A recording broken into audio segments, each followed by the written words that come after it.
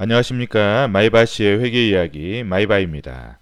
오늘은 농심이라는 회사의 사업보고서와 재무제표를 읽어보겠습니다.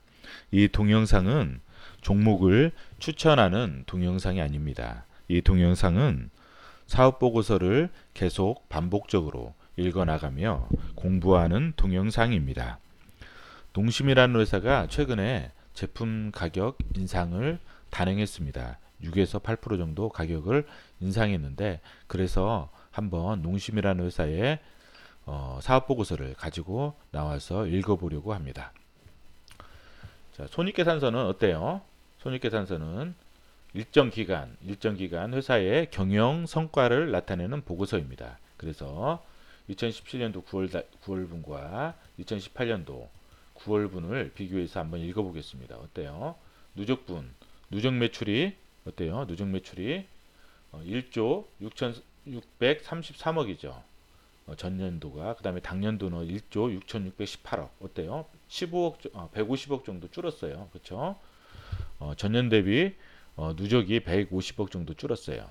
그리고 3분기 전년 대비해서 56억이 줄었죠. 그리고 매출이 좀 상당히 많이 줄었어요. 여기 보면 총 매출액에서 매출 애누리라는 그런 계정 과목이 나옵니다. 매출 애누리가 상당히 많이 늘었죠. 상당히 많이 늘었어요. 거의 누적으로 보면 한 400억 정도, 400억 정도 늘었고, 3분기로 보더라도 어때요? 한 100억이 훨씬 넘어 100억 정도 늘었죠. 매출 애누리가 상당히 늘었어요. 매출 애누리라는 게 어떤 거죠? 두 가지 관점에서 보시면 됩니다. 매출 애누리는 어떤 가격을 깎아주는 거 하나의 관점이 있고, 또 하나는 뭐예요? 어떤 반품이나 파손이 돼서 매출에서 없애주는 거예요. 그쵸? 반품이나 파손이 돼서. 왜냐하면 반품이 되는 것들은 이 회사는 좀 재판매를 하지 않더라고요. 그래서 그 때문에 판매 가치가 없다 해서 매출액에서 차감을 해주는 거죠. 그렇죠? 예, 그런 부분들. 그래서 어떻게 보면 이게 매출을 깎아주는 그런 부분도 많을 거예요. 가격을. 왜냐하면 이 회사의 어떤 점유율이 조금씩 낮아지고 있어요. 지금 사업보고서 읽어보니까 낮아지고 있어서 좀 점유율을 방어하기 위해서 어떤 경쟁 회사들의 어떤 그 저가 공세에 좀 방어하기 위해서 좀 그 깎아주는, 이제 어떻게 보면 개별 제품을 판매할 때는 가격이 높잖아요. 근데 박스로 사면 가격이 상당히 좀 깎아주는, 그렇죠, 애누리 해주는 그러한 폭이 좀 커지면 박스로 사는 사람들이 늘 거 아니에요. 그러면 매출액은 당연히 늘어나고 점유율도 방어가 되기 때문에 이 매출 애누리라는 어떤 그 계정 과목을 통해서 여러 가지 마케팅을 하는 거죠. 자, 농심의 어떤 점유율을 한번 볼게요. 농심의 점유율을 보면 지금 2016년도에 55.2%, 2017년도에 56.2%로 올랐어요. 그렇죠? 올랐는데 2018년도 3분기에 보니까 55.1%로 상당히 떨어졌어요. 그래도 55%이기 때문에 상당히 높지만 그래도 지금 점유율이 좀 줄어들잖아요. 그렇죠? 줄어들기 때문에. 그래서 이번에 어때요? 가격이 올렸는데 과연 이 점유율이 어떻게 더 줄어들 것이냐, 이 부분 한번 좀 관찰을 해보셔야 되겠죠. 그렇죠? 오뚜기를 보니까 지금 2017년도 전년도에 3분기에 보니까 지금 25.1%라 25.1%였어요. 근데 올해 9월 달에 보니까 26.2%, 상당히 많이 늘었죠? 상당히 많이 늘었어요. 지금 1% 가까이 늘었어요. 삼양식품을 보니까 2016년도에 10%예요. 2017년도에 11.1%, 2018년도 3분기에 보니까 14.6%예요. 어때요? 상당히 많이 늘었어요. 그쵸? 거의 한 3.5% 늘었죠. 작년 대비 3.5% 늘었어요. 그래서 지금 농심만 어떻게 보면 점유율이 좀 떨어지고 있어요. 지금 이 상태에 보니까. 그래서 이러한 부분에서, 그런 관점에서 매출 애누리라든지 손익계산을 읽어 나갔으면 좋겠어요. 영업이익도 어때요? 지금 전년 대비해서 누적으로 194억이 줄었어요. 그렇죠? 3분기 전년 대비해서 올해 3분기가 96억이 줄었어요. 그렇죠? 분기 순이익도 누계액으로 전년 대비해서 153억이 줄었고 3분기에 94억이 줄었어요. 그렇죠? 그럼에도 불구하고 이익은 낮죠? 이 이익이 어디로 가요? 이익 잉여금으로 가죠. 대차제표 이익 잉여금으로. 그렇죠? 이익 잉여금은 뭐예요? 누적의 개념이라고 했죠. 따라서 지금 누적이 많이 쌓여 있어요. 지금 1조 8,238억. 그렇죠? 작년도에는 1조 7,877억. 자본 총계가 1조 8,766억이에요. 그래서 부채가 6,485억이라서 지금 부채 비율이 어때요? 지금 34%예요. 어때요? 안정적이죠? 상당히 안정적이에요, 이 회사가. 자, 연결 재무제표는 뭐라고 했죠?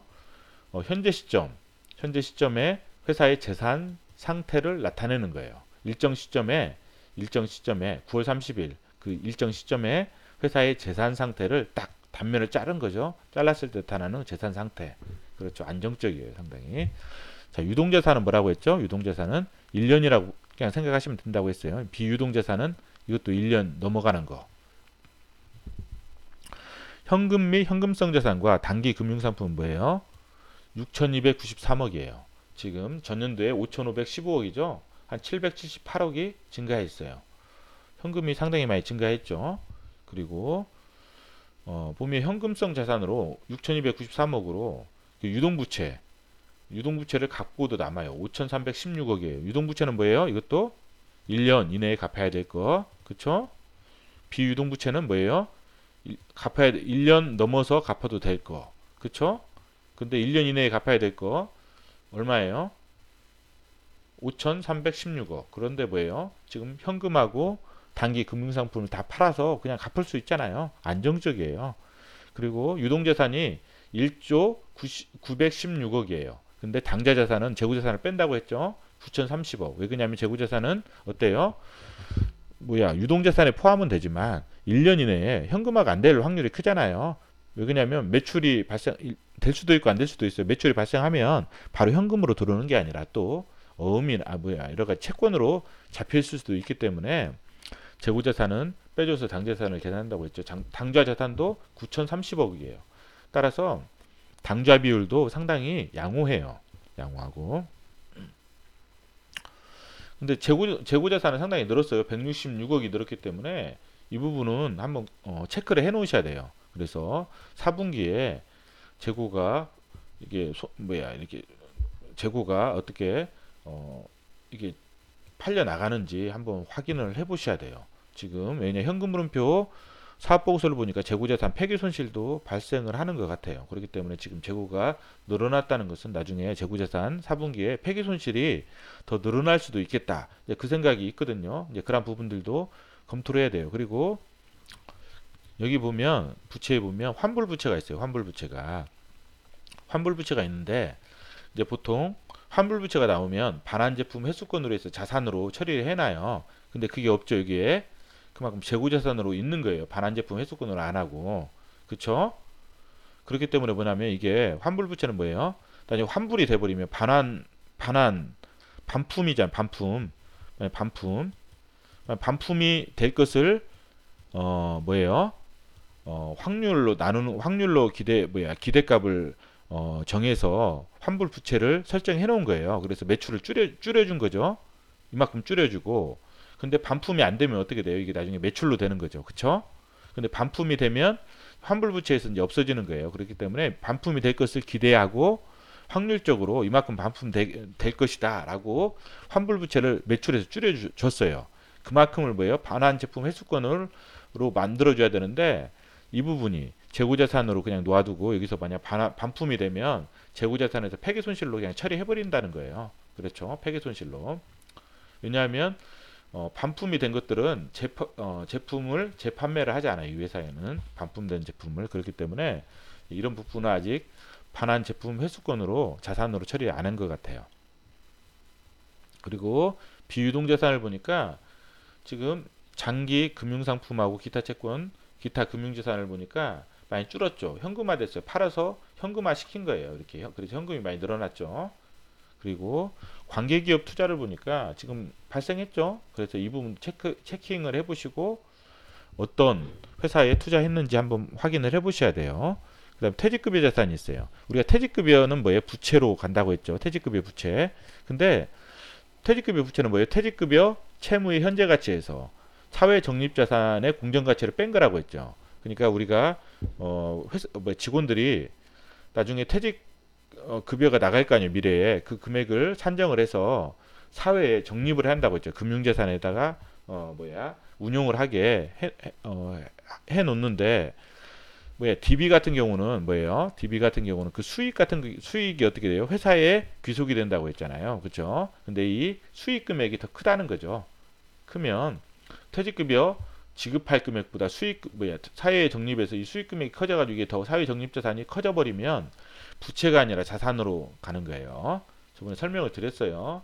모르시는 분들은 퇴직급여 채무 이론 동영상을 참조해 보셔요. 그리고 유형자산 상당히 크죠. 1조 1247억이에요. 따라서 뭐예요? 유형자산, 이 회사는 전통적인 산업이다. 공장을 이용해서 제품을 생산하는 전통적인 산업이다. 라고 우리가 재무제표를 보고 추론할 수 있죠. 자, 투자부동산, 이건 뭐예요? 나중에 임대 수익하고 시세 차익을 목적으로 따로 빼놓는 거죠. 유형자산에서.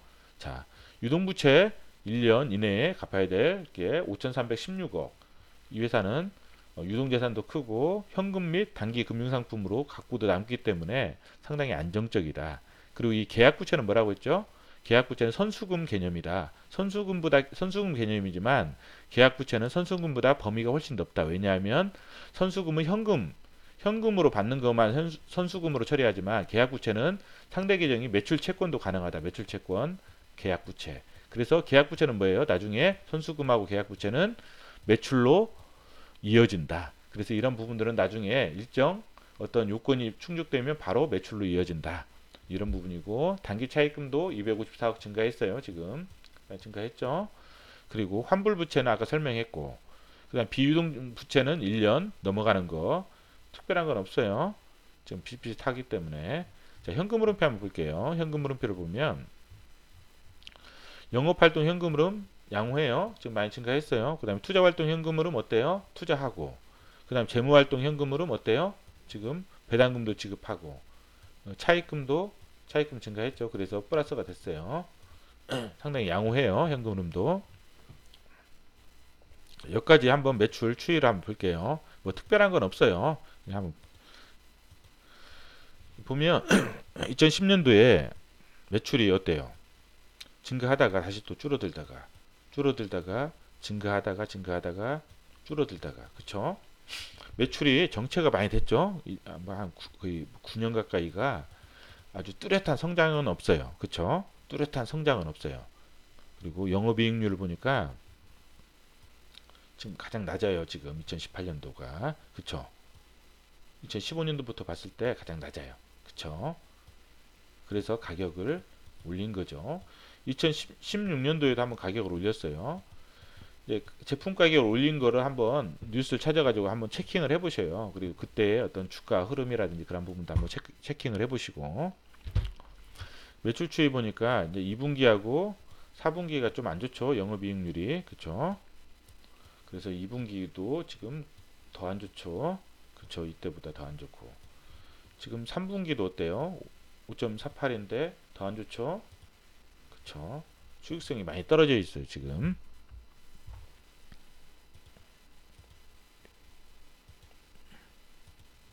한번 그 회사의 개요부터 볼게요. 보면 이 회사는 연결 대상이 신규 연결이 뭐냐면 농심 베트남 쪽에 지금 신설을 했어요. 베트남 쪽에. 그래서 이 부분도 한번 확인을 하셔야 돼요. 왜 그러냐면 지금 우리가 매출이 계속 정체가 됐잖아요. 그러면 어차피 국내에서는 계속 감소가 되고 좀 점유율이 줄어드니까, 그렇죠? 그러니까 해외 쪽으로 성장을 해 나가야 되는데 지금 이제 중국 쪽이나 미국 쪽은 지금 하고 있잖아요. 베트남 쪽도 지금 신설했기 때문에 베트남 쪽도 어떻게 보면 GDP 성장률이 높은 회사잖아요. 인도도 높고, 근데 인도 쪽은 모르겠어요 지금. 근데 베트남 쪽, 그렇죠? 그리고 라면 같은 신라면, 안성탕면, 새우깡, 파뮤, 카프리선, 백산수 어때요? 상당히 브랜드 가치가 있는 회사들 있는 그 제품들이 많죠. 그리고 백산수, 연변 이쪽은 이렇게 보니까 적자인 것 같아요. 그쵸?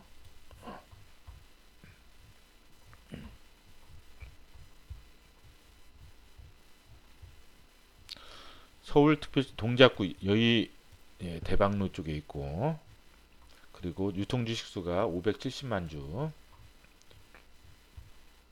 배당이 4,000원씩. 그쵸? 사업의 내용을 한번 볼게요. 배당이 4,000원씩이고, 사업의 내용을 보면, 이제 뭐, 라면류, 뭐, 이런 부분들은 한번 읽어보셔요. 읽어보시면 될 것 같고, 어차피 될 것 같고, 이런 부분들은. 자, 시장 점유율을 보니까 줄어들고 있죠. 그래서 이번에 가격을 올렸을 때, 과연 이 점유율을 어떻게 방어할 것인가, 이런 부분들. 우리가 이제 제품 가격이 낱개로 판매했을 때 이게 올라갔잖아요. 그러면 박스로 판매했을 때 매출 애누리가 더 커질 수 있겠죠. 그러면 이것도 하나의 마케팅 방법이니까. 왜냐면 낱개로 샀을 때는 가격이 높은데 이거를 최대한 많이 줄여주면 박스 쪽으로 유인할 수가 있으니까. 그쵸?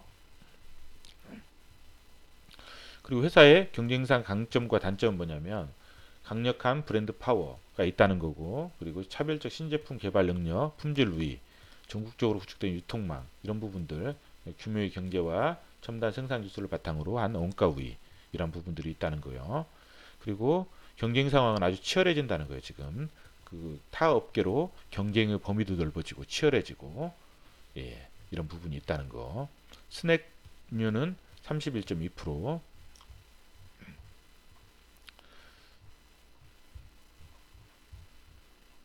스낵반 제품류 같은 경우는 원재료 비해서 차지하는 비중이 가장 큰 박력분과 소맥분의 시세가 수익성에 큰 영향을 준다. 그래서 이 소맥분, 박력분과 소맥분의 단가에 따라서 수익성이 상당히 변동이 있다.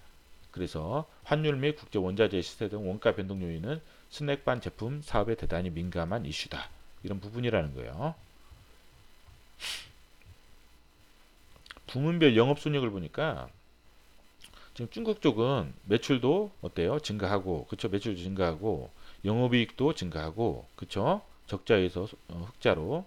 그 다음에 분기 순이익도 적자에서 흑자로 아주 많이 증가했어요. 상당히 영업이익도 뭐 거의 상당히 많이 증가하고, 그 순이익도 많이 증가했어요. 그쵸? 매출도 증가하고. 그런데 국내 한국 쪽은 뭐예요? 매출도 떨어지고, 지금 매출도 떨어지고, 영업이익도 떨어지고 순이익도 떨어져. 매출도 떨어져, 영업이익도 떨어져, 순이익도 떨어져. 그러니까 가격을 올려서 수익성을 좀 확보하려고 하는 거죠. 가격을 올리는 게 국내 쪽만 올린 것 같아요. 국내 쪽만. 수출 쪽은 그대로인 것 같아요. 그렇죠? 미국 쪽은 어때요? 매출은 증가했어요. 그렇죠? 매출은 증가했는데 영업이익은 순이익은 50% 정도 좀 떨어졌죠. 매출은 증가했다.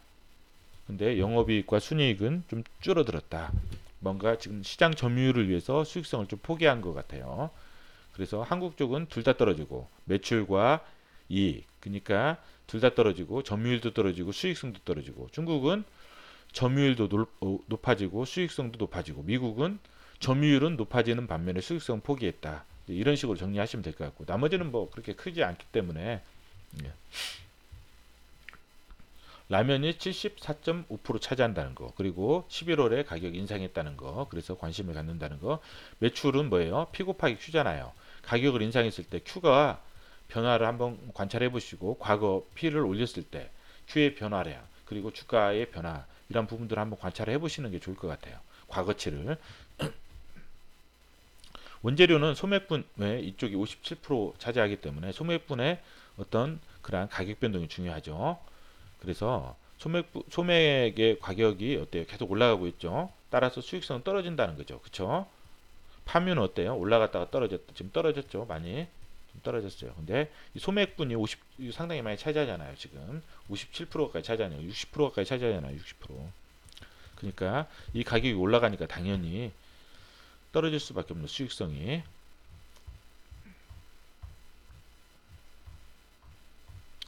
그 다음에 연구개발 활동을 보니까 R&D 센터 있고, 연구개발 비용 1.1%, 1.1%, 1.1%, 그 다음에 이런 부분들 한번 보시고, 그 다음에 기타 투자 의사결정에 필요한 사항들 보면 사업과 관련된 중요한 지식재산권 등 보면 지식재산권 종류 특허권 이번에 하나 취득을 했어요. 2018년도 9월 20일 날. 지식재산권의 제목 및 내용. 제목이 뭐냐면 냉동 면제품을 복합 생산 시스템 복합 생산 시스템이라는 거예요. 내용은 뭐냐면 가정용과 업소용 냉동 제품을 하나의 라인에서 생산하는 시스템. 그러니까 뭐냐면 아까 원래 아침에 이걸 했는데 동영상을 찍었는데 스피커를 안 틀어놨어요. 그래가지고 다시 찍는 거예요 지금. 아 목이 너무 아파요 지금. 그래서 막 이렇게 메모가 다 돼 있는 거예요 지금. 왜 그러냐면 아까 찍었는데 스피커를 안 틀어놓은 상태에서 찍어가지고 다시 찍는 거예요 지금. 지금 이건 뭐냐면 자 우리가 이제 라인 생산 라인이 있단 말이에요. 생산 라인이 있으면 이렇게 생산 4개가 있다고 쳐요. 있으면 지금 현재는 뭐냐면 이게 가정용이다. 2개는 업소용이다. 그럼 뭐냐면 가정용에 만드는 가정용은 가정용만 만드는 이 라인에서는 이 라인에서 업소용만 만드는 거죠. 근데 생각을 해보죠. 만약에 가정용에 어떤 수요가 많이 발생한다.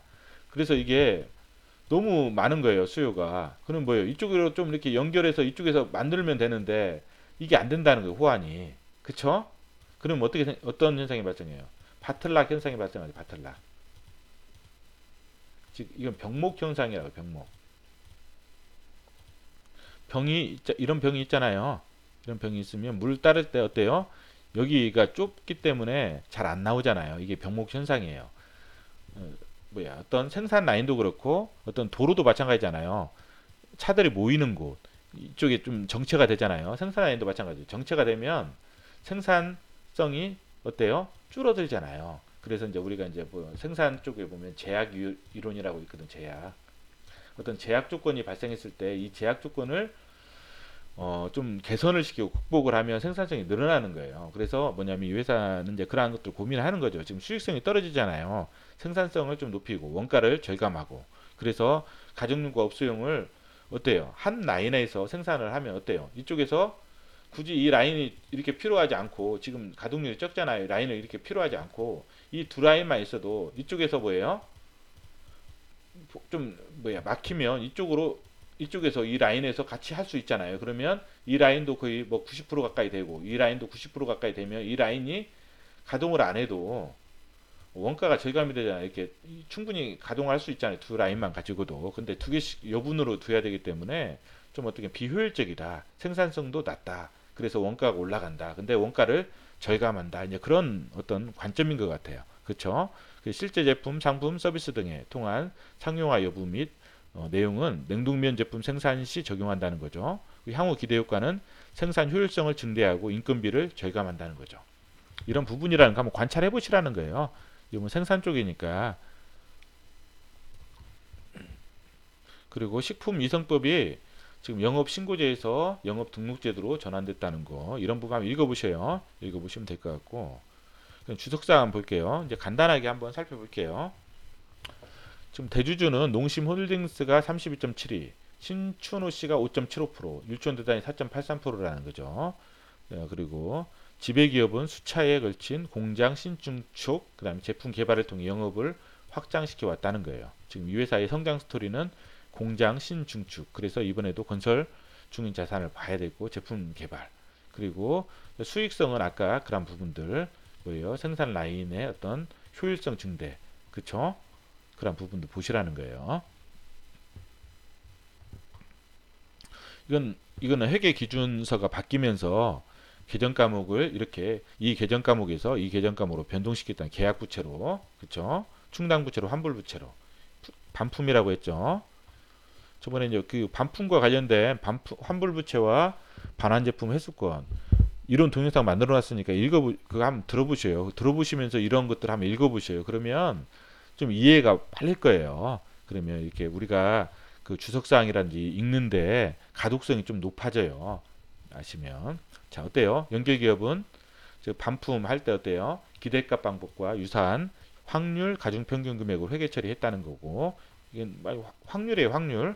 자, 그래서 반품이 이만큼 될 거다 하는 부분을 뭐예요?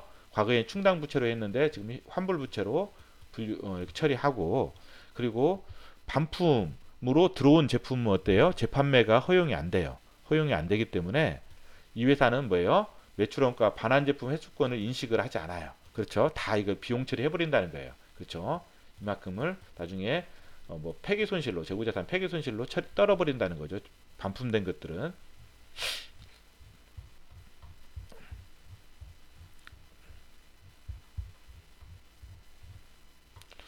여기 보면 아까 부은배 영업손익은 봤어요. 이거 이렇게 중국 쪽은 좋고 한국은 둘 다 미국은 매출만 좋고 수익은 수익성은 떨어지고 미수금과 미수수익은 저번에 몇 번 이론 동영상으로도 설명을 드렸어요. 이 부분은 아마 이제 어느 정도 아실 거예요. 재고자산 어때요? 제품 및 상품이 어때요? 100억 정도 증가했죠? 어때요? 이 부분은 이 재고자산은 뭐예요? 제품과 상품에는 뭐가 들어가 있어요? 가공비가 들어가 있잖아요. 제조 비용들 뭐 생산직 직원의 인건비라든지 비용이 자산화된 거잖아요. 그쵸? 비용이 자산화된 거잖아요. 제품이나 상품. 그래서 이게 많아지면 악송재고가 쌓이면 어때요? 나중에 재고자산 폐기 손실이나 어떤 평가 손실로 인해서 비용이 자산화된 게 비용 좀 이익으로 이연됐잖아요. 그게 다시 또 비용으로 다시 이렇게 원상 복귀되면 어때요? 영업이익률이 줄어들잖아요. 그쵸? 그렇기 때문에 미착품은 뭐라고 했죠? FOB 선적지주권에서 배 타고 지금 오고 있는 거라고 하죠. 원재료. 원재료는 뭐예요? 원재료는 제품보다는 리스크가 적어요. 왜냐 원재료는 말 그대로 가공비가 우리가 제조 비용이 자산화된 게 하나도 없잖아요. 그냥 원재료 그 말 그대로 원재료이기 때문에 그쵸? 이거는 리스크가 없는 거예요. 그쵸? 제공품은 그래도 조금 리스크는 있겠죠. 근데 제품은 이렇게 많이 증가했다는 것은 안 팔렸다는 거잖아요. 악성 재고라는 거잖아요. 그쵸? 그렇기 때문에 나중에 어떤 제품 폐기 손실이라든지 그런 부분들이 발생할 수 있다는 거죠. 그리고 반환된 것들, 환불 부채로 된 게 실제로 반품이 되면 그만큼 폐기 손실이 될 수밖에 없는 거죠. 관계기업 투자 아까 체크해보라고 했죠. 지분법 대상이라는 거 관계기업 투자. 종속기업 투자는 뭐예요? 연결 재무제표는 나타나지 않는다고 저번에 복습할 때 배웠죠. 저번에 풍국주정 그 재무제표 복습할 때 배웠어요. 그래서 종속회사 투자는 어떤 식으로 한다고 했죠? 개별 재무제표로 보면 안 된다. 개별 재무제표. 농심의 개별 재무제표. 여기 보면 개별 재무제표 있죠. 여기서 보면 있어요. 그래서 그렇게 확인해 보시라는 거고 관계기업 투자는 지분법이라는 거. 지금 아지노모도 농심푸드. 그래서 올해 신규 출자했죠. 당 분기 중에 3분기에 뭐예요? 신규 출자를 했어요. 그래서 이건 뭐냐면 아지노모토는 일본 회사거든요. 일본의 종합식품 회사예요. 글로벌 기업이거든요. 농심이 49%, 그쵸? 아지노모토가 51%. 그러면 이 회사는 뭐예요? 아지노모토의 연결 대상이죠. 연결. 그쵸? 농심은 뭐예요? 지분법. 그러니까 지분법이고, 그리고 아지노모토가 설비와 기술을 지원하고, 농심이 뭐예요? 건축을 하고 국내 유통을 담당해요. 그래서 원래는 아지노모토에서 수입을 해서 판매를 했던 거를 갖다가 지금은 이 회사 아지노모도 농심푸드에서 생산을 해서 판매를 한다는 거죠. 어떻게 뭐 어떤 고용의 효과가 있죠. 그 지역 사회. 건설 중인 자산 확인해 보시고 이제 건설 어떤 설비 투자를 통해서 이제 매출 증가 그런 부분들도 한번 보셔야 되니까.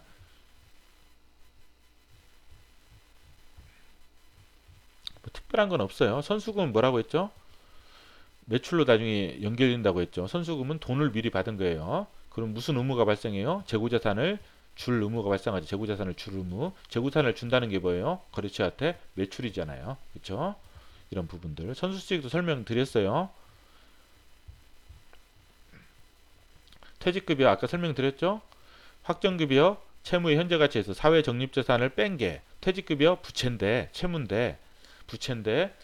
사회 적립자산으로 적립한 자산의 공정가치가 더 크잖아요. 그러니까 자산으로 온 거죠. 그렇죠? 매출 애누리 한번 확인해 보시라고 했죠. 지금 경쟁이 심해서 뭐예요? 점유율을 방어하기 위해서 어떤 그런 부분들 깎아주는 부분도 있고 그 다음에 반품되는 부분들 그쵸? 환불 부채로 잡아둔 게 반품이 되면 어떻게 돼요? 이게 나중에 이제 뭐 이건 매출 애누리로 반품되는 건 잡을 게 아니에요. 반품 잡을 게 아니라 이제 재고자산 폐기 손실로 갈 확률이 더 크겠네요. 매출 애누리 이건 경쟁 기업의 저가 공세에 대응하기 위한 거다. 이 부분 한번 확인해 보셔요. 반품 쪽도 가는지 아니면 재고자산 폐기 손실로 가는지. 예. 판매비와 관리비는 있는데 비용의 성격별 분류가 없어요. 이 회사가 공시된 게. 그래서 우리가 원가를 알 수가 없어요. 매출 원가를 알 수가 없어요. 그 세부 내역을. 원래 비용의 성격별 분류를 봐서 우리가 제조 비용을 좀 유출을 하는데 그렇게 할 수가 없어요. 그래서 그냥 변동되는 사항들만 한번 확인해 보시고, 이제 오뚜기나 삼양식품의 어떤 그 비용의 성격별 분류를 보니까 원재료 쪽이 좀 많이 차지하더라고요. 그 재고 쪽이. 그래서 이 회사는 원재료 단가에 따라서 변동이 심하다. 이런 부분이에요. 이런 부분이고, 그 다음에 어때요? 재고자산 폐기 손실도 있다는 거, 단기에. 재고자산 폐기 손실은 어디서 파악을 해요? 제조 비용이기 때문에 현금 흐름표에서 파악해요. 왜냐면 우리가 그거 없잖아요. 지금 비용의 성격별 분류가. 그럼 이게 제조 비용 관련된 부분들은 여기서 파악할 수밖에 없다는 거예요. 그렇죠? 예. 감가상각비도 상당히 크죠. 619억이니까 크고, 이제 우리가 한번 지금 영업이익률이, 지금 이 회사가 영업이익률이 상당히 줄었어요. 그쵸? 영업이익률이 줄었어요. 지금 다 봤고 영업이익률이 줄었어요. 손익계산서상 3.8%예요. 오뚜기 같은 경우는 영업이익률이 지금 오뚜기 같은 경우는 6.9%예요. 그쵸? 훨씬 수익성이 좋죠. 삼양식품은 어때요? 영업이익률이 지금 11.44%예요. 삼양식품은 훨씬 크죠. 예, 그래서 이런 부분들 한번 이 회사들 세 개를, 지금 우리가 지금 오늘은 농심에 대한 사업 보고서만 읽었으니까 농심에 대한 부분은 대략적으로 지금 한번 읽었어요. 그러니까 여러분들이 오뚜기하고 삼양식품을 한번 읽어보세요. 그러면서 농심과 비교해 가면서 한번 사업 보고서를 읽어보시면 훨씬 좋아요. 그래서 항상 우리가 저번에도 말씀드렸지만, 제가 지금 하는 시간은 한 회사밖에 할 수 없지만, 여러분들은 같은 업종의 회사들을 다 읽어보시라는 거예요. 그러면 그 업종에 대해서 좀 더 깊이 있게 알 수 있고, 또 회사마다 어떤 장단점이 있고 점유율이 어떻게 되고 이런 부분들을 비교해 가면서 보시다 보면 이 회사의 장단점을 좀 파악할 수 있어요. 농심 같은 경우는 지금 관찰 대상이 뭐냐면, 이제 관찰 대상을 별도로 안 썼어요. 관찰 대상이 뭐냐면 P, 가격 인상이죠. 하나. 그 다음에 어때요? Q, 가격을 인상했을 때 얼마나 방어를 할 수 있느냐. 그쵸? 지금 오뚜기하고 삼양식품이 계속 어때요? 점유율이 치고 올라가고 있죠. 오뚜기하고 뭐예요? 지금 삼양식품의 그 라면 쪽이 계속 점유율이 치고 올라가고 있어요. 이걸 얼마나 방어하느냐. 가격을 올렸는데 3. 아까 그 생산 시스템의 그 효율화를 통해서 얼마나 원가가 절감이 돼서 수익성이 높아지느냐. 그쵸? 그 다음에 아까 그 관계기업 있죠? 이제 그 회사가 이제 보통 이익이 이제 어느 정도 창출이 돼서 이것도 순이익률이 얼마나 높아지느냐, 이런 부분들, 이런 부분이라는 거죠. 이런 한번 관찰해 보시라는 거죠. 그래서 오늘은 여기까지 한번 하는 걸로 마치겠습니다.